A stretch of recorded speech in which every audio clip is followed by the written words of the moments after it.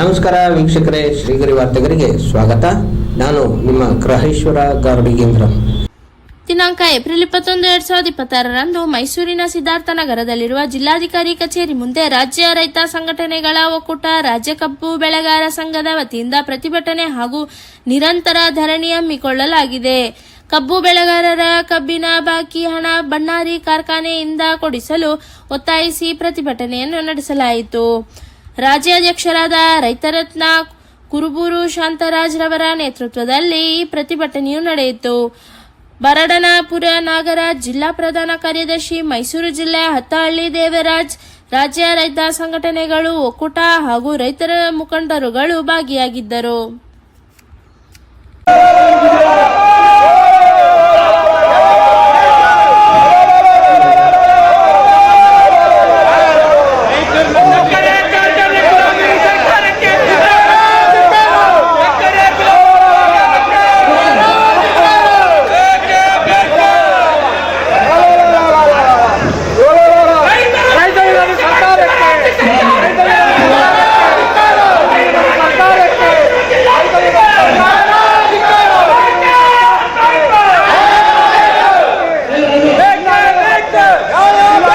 ಜಿಲ್ಲಾಧಿಕಾರಿಗಳು ರಾಜ್ಯ ಸರ್ಕಾರ ನಿಗದಿ ಮಾಡಿದಂಥ ಹಣವನ್ನು ಕೊಡಬೇಕು ಅಂತೇಳಿ 1.5 ತಿಂಗಳಲ್ಲಿ ಸೂಚನೆ ಕೊಟ್ಟಿದ್ದಾರೆ.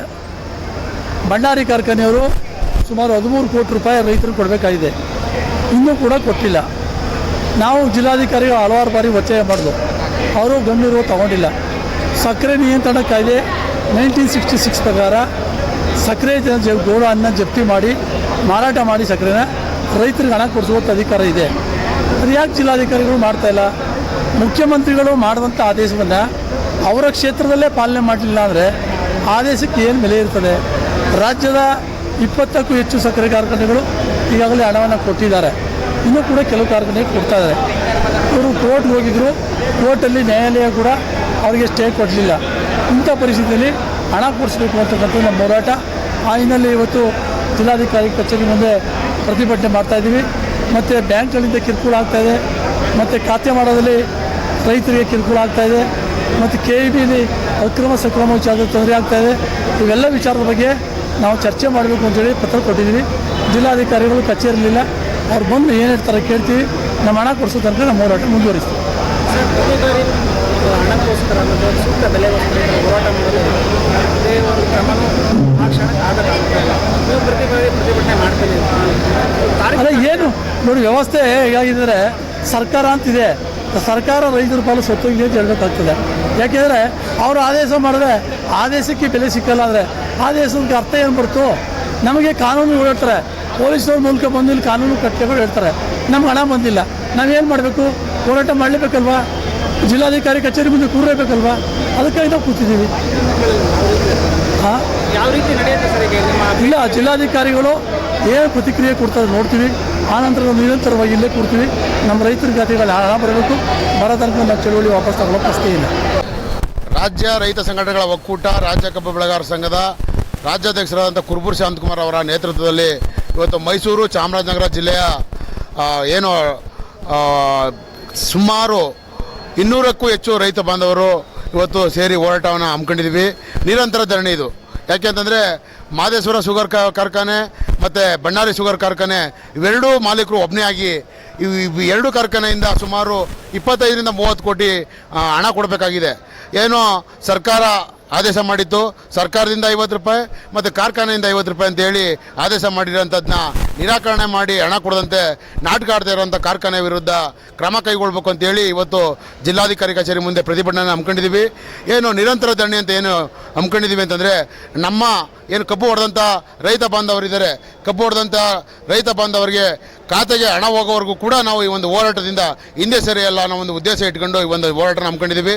ಇದೇ ರೀತಿ ಜೊತೆಗೆ ಏನೋ ಇದು ಇಷ್ಟು ಏರು ಬಿಸಿಲಿದೆ, ಏನೋ ಇಂಥ ಸಂದರ್ಭದಲ್ಲಿ ಕರೆಂಟ್ನ ಕೊಡಬೇಕಾಗಿತ್ತು, ಅದನ್ನ ಕೊಡದಂತೆ ತೊಂದರೆ ಕೊಡ್ತಾ ಇದೆ ಮತ್ತು ಕೊಡ್ತಾ ಇದ್ದಾರೆ ಚೆಸ್ಕಾಂ ಅಧಿಕಾರಿಗಳು.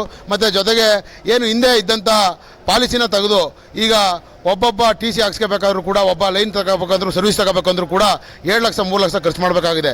ಇದನ್ನೆಲ್ಲನೂ ಕೂಡ ತೆಗೆದಾಕಬೇಕು, ಹಿಂದೆ ಇದ್ದಂಥ ಪದ್ಧತಿಗೆ ಹೋಗಬೇಕು. ನೀವೇ ಏನು ಕಚೇರಿ ಮೂಲಕನೇ ಮತ್ತು ಏನು ಇಲಾಖೆ ಮೂಲಕನೇ ಏನು ಲೈನಲ್ಲಿ ಕೊಡೋಂಥದ್ದು, ಟಿ ಸಿ ಹಾಕಿ ಕೊಡೋಂಥದ್ದು ಮಾಡ್ತಾಯಿದ್ರಿ, ಅದೇ ರೀತಿ ಹಿಂದಿನ ರೀತಿಯೇ ಮಾಡಬೇಕು ಅಂತೇಳಿ ಒತ್ತಾಯ ಮಾಡಲಿಕ್ಕೆ. ಜೊತೆಗೆ RR ನಂಬರು ಏನು ಇಲ್ಲದೇ ಇದ್ದವ್ರಿಗೆ ಎಲ್ಲ ಕಟ್ ಮಾಡ್ತಾ ಇದ್ದಾರೆ, ಕರೆಂಟ್ ಕೊಡೋದೇ ತೊಂದರೆ ಕೊಡ್ತಾ ಇದ್ದಾರೆ. ಈಗೆಲ್ಲ ತರಕಾರಿ ಬೆಳೆಗಳು ಎಲ್ಲ ಹಾಳಾಗ್ತಾ ಇದೆ, ಒಣಗ್ತಾ ಇದೆ ನೀರಿಲ್ದಂತೆ. ಅಂಥ ರೈತರಿಗೆ ತೊಂದರೆ ಆಗಬಾರ್ದು ಅಂತ ಹೇಳಿ ಒತ್ತಾಯ ಮಾಡಲಿಕ್ಕೆ. ಜೊತೆಗೆ ಏನು ಖಾಸಗಿ ಫೈನಾನ್ಸ್ಗಳು ಭಾಳಷ್ಟು ಕಿರುಕುಳ ನುಡಿತಾ ಇದೆ.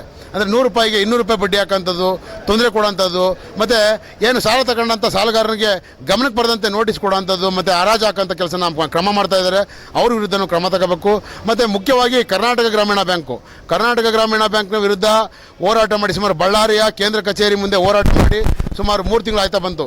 ಅಲ್ಲಿಯ ಕೇಂದ್ರ ಕಚೇರಿಯ ಮುಖ್ಯಸ್ಥರು ಏನು ಬಂದು ಮೈಸೂರಿನಲ್ಲಿ ನಾವು ಸಭೆ ಮಾಡ್ತೀವಿ, ಏನು ಸಾಲಗಾರರು ಇದ್ದಾರೆ, ರೈತರು ಸಾಲ ತಗೊಂಡಿದ್ದಾರೆ, ಅವರ ಏನು ಸಾಲದ ಹಣಕ್ಕಿಂತ ಕಮ್ಮಿ ಅಂದರೆ ಸುಮಾರು 10% 20% ಅಸಲಿನಲ್ಲೇ ಬಿಟ್ಟು ನಾವು ಮನ್ನಾ ಮಾಡಿಸ್ತೀವಿ, OTS ಮೂಲಕ ಮನ್ನಾ ಮಾಡ್ಕೊತೀವಿ ಅಂತೇಳಿ ಮಾತು ತಪ್ಪಿದ್ದಾರೆ.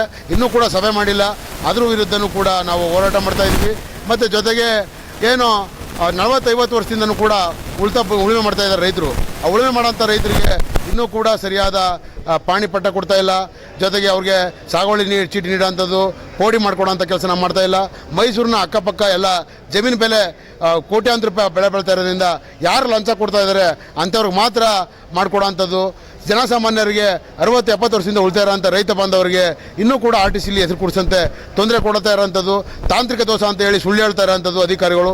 ಇದೆಲ್ಲನೂ ಕೂಡ ಸರಿಪಡಿಸಬೇಕು ಅಂತೇಳಿ ಎಲ್ಲ ಒಂದು ಒಕ್ಕೂರಿನಿಂದ ಕಳೆದ ಒಂದು ವಾರದಿಂದನೂ ಕೂಡ ನಮ್ಮ ಸಂಘಟನೆ ವತಿಯಿಂದ ಎಲ್ಲ ಹಳ್ಳಿಗಳು ಕೂಡ ಪ್ರಚಾರ ಮಾಡಿ ಸಹಸ್ರಾರು ಸಂಖ್ಯೆಯಲ್ಲಿ ರೈತರು ಸೇರಿದ್ದಾರೆ. ಏನೋ ಇವತ್ತು ಬಗೆಹರಿಸಲಿಲ್ಲ ಅಂದರೆ ಸಮಸ್ಯೆನ ನಿರಂತರ ಧರಣಿ ಮುಂದುವರಿಯುತ್ತೆ. ಇಲ್ಲೇ ಅಡುಗೆ ಮಾಡಿ, ಇಲ್ಲೇ ಊಟ ಮಾಡಿ, ಇಲ್ಲೇ ಉಳಿಯೋಂಥ ಕೆಲಸನ ಮಾಡ್ತೀವಿ ಅಂತ ಈ ಮೂಲಕ ಹೇಳಲಿಕ್ಕೆ ಬಯಸ್ತೀವಿ. DC ಏನೋ CM ಪ್ರೋಗ್ರಾಮ್ ಇದೆ ಅಂತ ಹೇಳಿ CM ಪ್ರೋಗ್ರಾಮಲ್ಲಿ ಇದ್ದಾರೆ ಅಂತ ಹೇಳ್ತಾ ಇದ್ದಾರೆ. ಅವ್ರು ಬರೋವ್ರಿಗೂ ಕೂಡ ಬಿಡಲ್ಲ, ಬಂದರೂ ಕೂಡ ನಮ್ಮ ರೈತರ ಖಾತೆಗೆ ಹಣ ಜಮಾ ಆಗೋವರೆಗೂ ಕೂಡ ನಾವು ಈ ಒಂದು ಜಾಗವನ್ನು ಬಿಟ್ಟು ಕದಲ್ಲ ಅಂತ ಹೇಳಲಿಕ್ಕೆ ಬಯಸ್ತೀನಿ. ನಮ್ಮ ಚಿನ್ನ ತಗೊಂಡೋಗಿ ಕೊಟ್ಟರೆ, ನಮ್ಮ ಚಿನ್ನ ಸೇರಿಕೆ ನಾವು ಕೊಟ್ಟರೆ ನಿಮಗೆ ಸಿಬಿಲ್ ಇದೆಯೋ ಇಲ್ವೋ ಅಂತ ಕೇಳ್ತೇವೆ. ಸಿಬಿಲಿಂದ ಮಾತ್ರ ಚಿನ್ನ ಆಡಬೇಕಾರೆ ನೋಡಿ. ಸಿಬಿಲ್ ಚಿನ್ನಗೂ ಸಂಬಂಧ ಏನು? ಮುಖ್ಯಮಂತ್ರಿಗಳನ್ನು ನಮ್ಮ ಕ್ಷೇತ್ರದವರು ನಮ್ಮೂರವರು ಅಂತ ಹೇಳ್ತೀವಿ. ಆ ಘನತೆನ ನೀವು ಉಳಿಸ್ಕೊಳ್ಳಿ ಅಂತ ನಾನು ಈ ಮೂಲಕ ತಮ್ಮಲ್ಲಿ ಕೇಳ್ತಾ ಇದ್ದೀನಿ.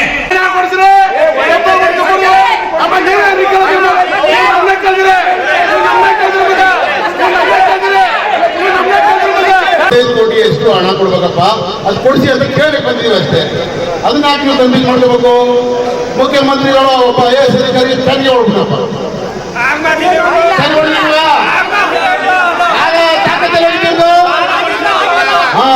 ತಾಕತ್ತಿಲ್ಲ ಅವ್ರಿಗೆ. ರೈತರ ಪಾಲ್ಗೆ ಸರ್ಕಾರ